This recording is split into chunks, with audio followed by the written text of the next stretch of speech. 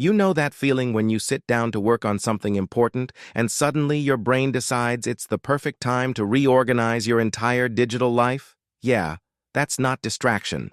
That's your mind running from something much deeper. We love to blame distraction for our self-sabotage. It's clean. It's simple. It makes sense. I can't focus because of my phone, because of notifications, because of this chaotic world. But here's the thing nobody talks about. Your phone isn't making the decisions. You are. And every time you reach for it when you should be working, you're not running toward distraction. You're running away from fear. Today we're going to dig into what's really happening when you think you're just easily distracted. Because once you see it, you can't unsee it. And that changes everything about how you approach your own resistance. The myth we tell ourselves. Let's start with the story you've been telling yourself. You sit down to write that email, start that project, make that call, and boom, suddenly you're 3 hours deep in a YouTube rabbit hole about conspiracy theories or watching someone organize their closet, and you think, damn, I'm so distracted, I have no willpower, I'm weak. But pause for a second. What if I told you that your brain is actually working perfectly? What if that distraction is your mind's way of protecting you from something it perceives as dangerous? Think about it. You don't get distracted when you're doing things you genuinely enjoy or feel confident about. You don't scroll through Instagram when you're having an amazing conversation with someone you love. You don't suddenly need to clean your room when you're watching your favorite movie. You don't reorganize your entire computer desktop when you're playing a game you're good at. Distraction happens when your unconscious mind detects a threat, and that threat isn't your phone or the internet. It's what you might feel if you actually do the thing you're supposed to do. Your mind creates distractions as a protection mechanism. It's not broken. It's not weak. It's doing exactly what it evolved to do. Keep you safe from perceived danger. But here's where it gets tricky. In our modern world, the danger isn't a saber-toothed tiger. It's the possibility of criticism, rejection, failure, or even success. Your nervous system can't tell the difference between physical danger and emotional danger. To your brain, the fear of being judged feels exactly like the fear of being attacked. So it responds the same way, by creating escape routes. But here's what most people miss when they're trying to fix their focus problems. What's really happening under the hood? When you think you're procrastinating because you can't focus, your brain is actually running a complex calculation in the background. It's asking, what happens if we actually do this thing? What are the risks? What could go wrong? What might people think? What if we fail? What if we succeed and can't handle it? And before you even consciously register these questions, your mind starts generating escape routes. Suddenly, you need to check your email. Suddenly, that text message becomes urgent. Suddenly, you remember you haven't cleaned your desk in weeks. Suddenly, you absolutely must reorganize your Spotify playlists right now. This isn't laziness. This isn't lack of discipline.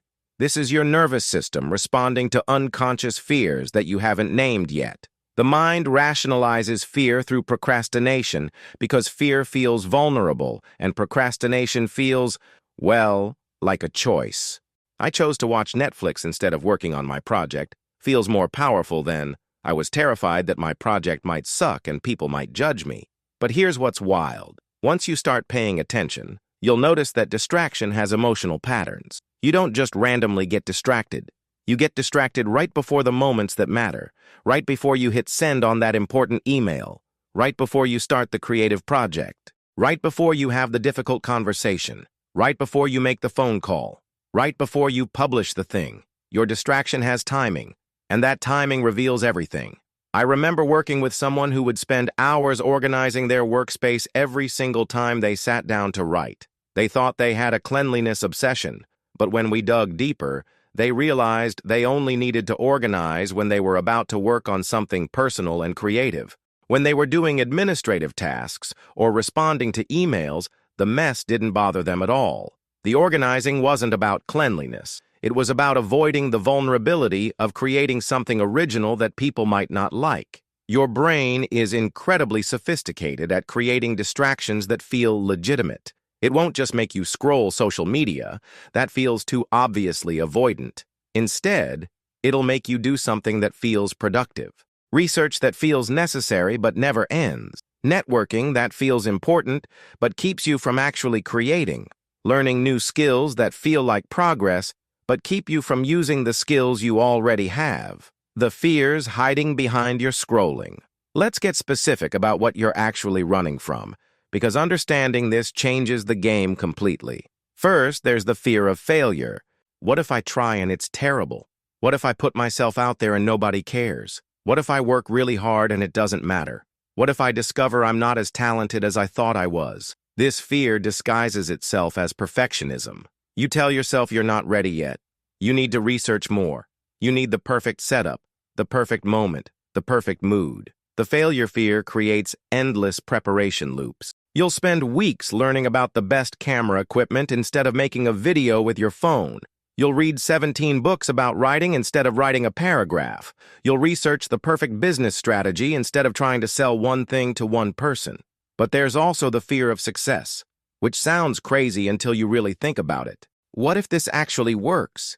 What if people expect more from me? What if I can't handle the pressure? What if success changes me in ways I don't want?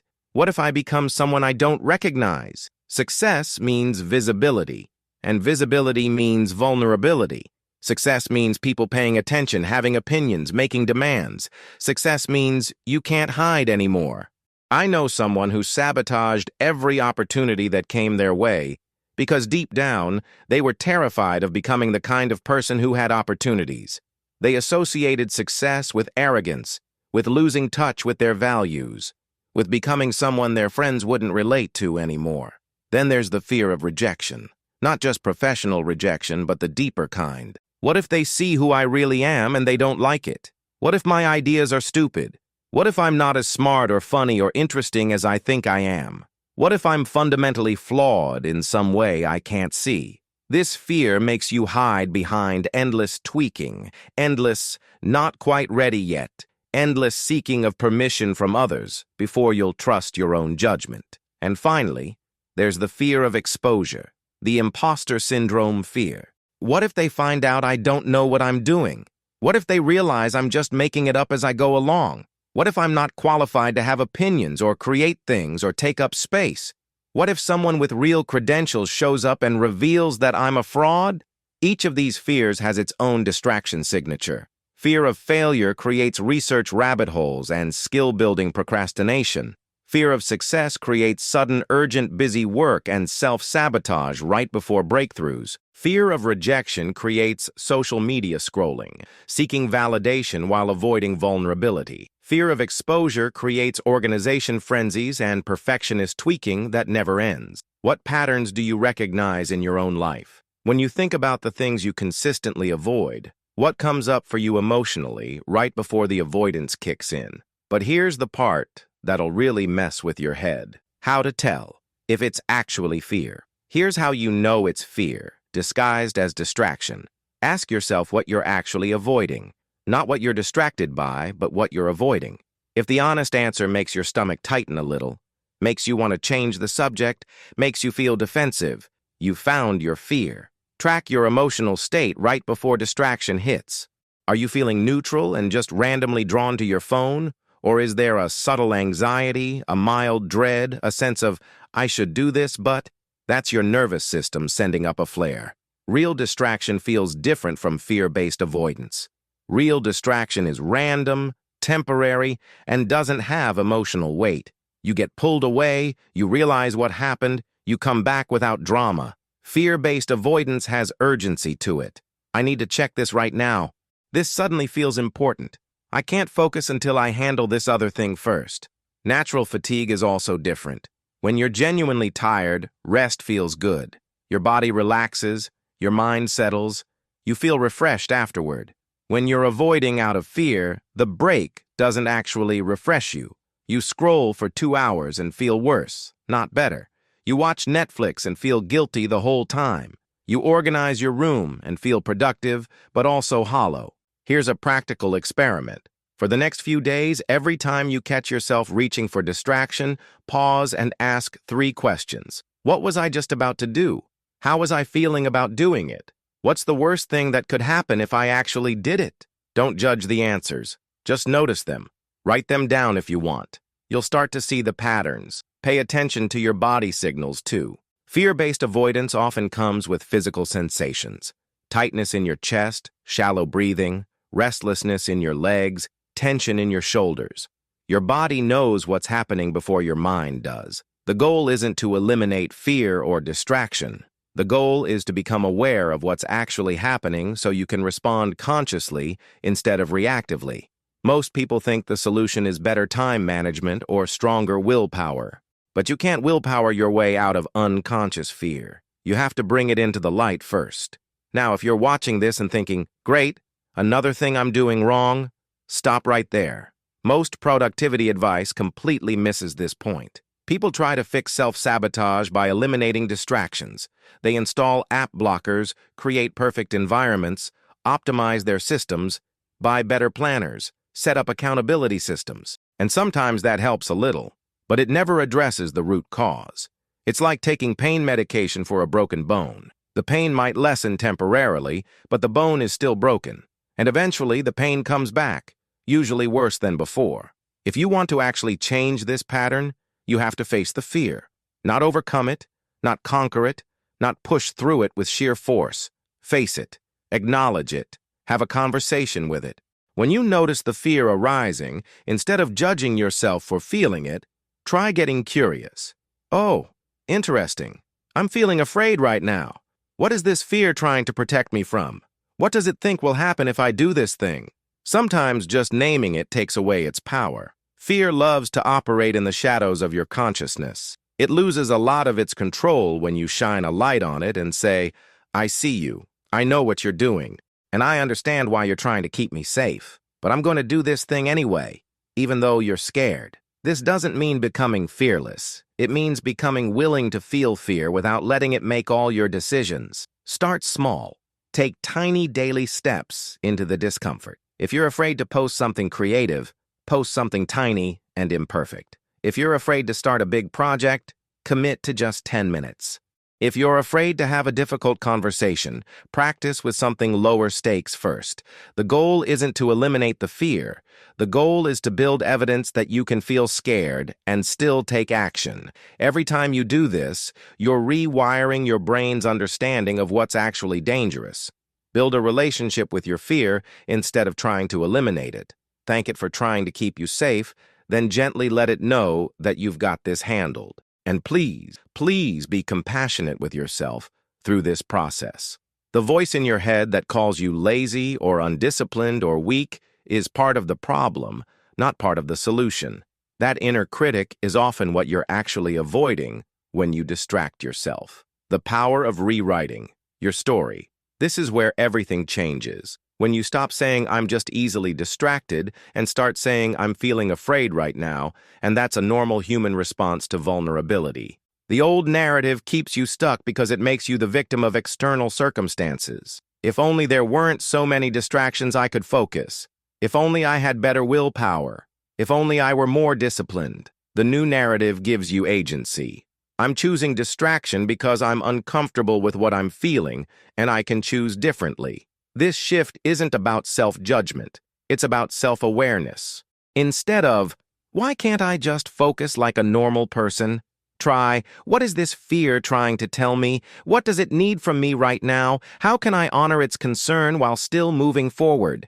Replace judgment with curiosity. Instead of beating yourself up for procrastinating, get interested in the pattern. Wow, I always scroll through social media right before I'm about to work on this project. What is it about this project that feels scary? What am I afraid might happen? Start seeing fear as information, not as weakness. Fear often points toward the things that matter most to you. The stuff you avoid is usually the stuff that could change your life if you did it. Your resistance is often proportional to the importance of the thing you're resisting. When you feel that familiar urge to distract yourself, pause and ask, what would happen if I stayed present with what I'm feeling right now? What if I did the thing I'm avoiding, even though it feels scary? What's the absolute worst-case scenario, and could I handle it? You don't have to have a perfect answer. You just have to be willing to sit with the question. Create new phrases to replace the old ones. Instead of, I'm so lazy, try, I'm feeling overwhelmed and my brain is trying to protect me. Instead of, I have no willpower, try, I'm avoiding something that feels emotionally risky. Instead of, I'm such a procrastinator, try, I'm learning to recognize when fear is driving my behavior. Moving forward with awareness. Here's what I want you to understand. Distraction isn't your real problem. Fear is. And fear isn't your real problem either. Unconscious fear is. Once you bring these patterns into conscious awareness, they lose their automatic power over you. You still might feel scared. You still might want to avoid things sometimes. But you'll be making conscious choices instead of unconscious reactions. The next time you catch yourself in a distraction spiral, don't judge it. Don't force yourself to snap out of it. Just notice what was happening right before it started. Notice what you were feeling. Notice what you were about to do. Notice where you felt it in your body. And then, when you're ready, try doing the thing anyway. Not because you're not scared anymore, but because you're willing to feel scared and show up anyway. Start treating your avoidance patterns as data instead of character flaws. They're telling you something important about what matters to you and what you're afraid of losing or not being good enough for. That's where real change happens, not in the absence of fear, but in the presence of courage. And courage isn't the absence of fear. Courage is feeling the fear, understanding what it's trying to tell you, and moving forward with awareness anyway. Your fear isn't your enemy. It's just trying to keep you safe in ways that made sense when you were younger, but don't serve you anymore. You can acknowledge its good intentions while making different choices. What's one thing you've been avoiding that you know would make a difference in your life? What fear might be hiding behind that avoidance? What would change if you approached that thing with curiosity instead of judgment? Your distraction patterns are trying to tell you something important about what matters to you and what you're afraid of. The question is, are you listening? And more importantly, what are you going to do with what you hear?